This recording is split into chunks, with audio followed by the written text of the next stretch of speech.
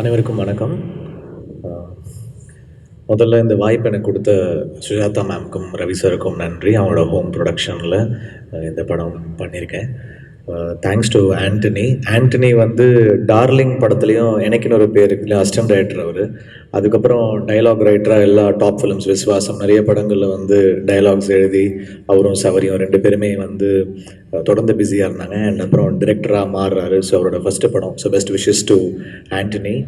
ஒரு commercial film, ஒரு family entertainer, commercial film, action and ஹீரோக்கு நல்ல ஸ்கோப், அவருக்கு ஆக்டிங்க்கு ரொம்ப நல்லா நடிச்சிருக்காரு ரவி சார். அந்த ஒரு மெச்சூர்டு ரோல் வந்து ரொம்ப நல்லா பண்ணியிருந்தார். நான் அவர்கிட்ட சொல்லிட்டே இருந்தேன் ஒரு வாட்டியும் கால் பண்ணி.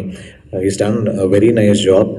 ஃபிலிமாக கண்டிப்பாக நல்லா இருக்கும் அப்படின்னு ஒரு நம்பிக்கை இருக்குது. ஏன்னா பேசிக்காகவே ரைட்டிங் வந்து ஆண்டனிக்கு வந்து ஒரு கிஃப்டட் ரைட்டர். அவனுக்கு பேசிக்காகவே ஒரு என்கேஜிங்காக எழுதக்கூடிய கெப்பாசிட்டி இருக்குது. ஸோ கண்டிப்பாக this film will be a profitable film, ஒரு ஹிட் ஃபிலிமாக மாறுறதுக்கான எல்லா பாசிபிலிட்டிஸும் இருக்குதுன்னு நான் நம்புகிறேன்.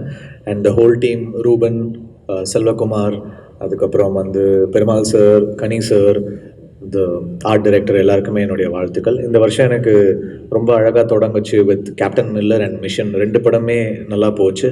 ஸோ 3வது படமாக சைரன் இந்த வருஷம் எனக்கு ரிலீஸ் ஆகுது. அது அப்படியே அந்த ஃப்ளோவில் தொடரும்னு நான் நம்புகிறேன்.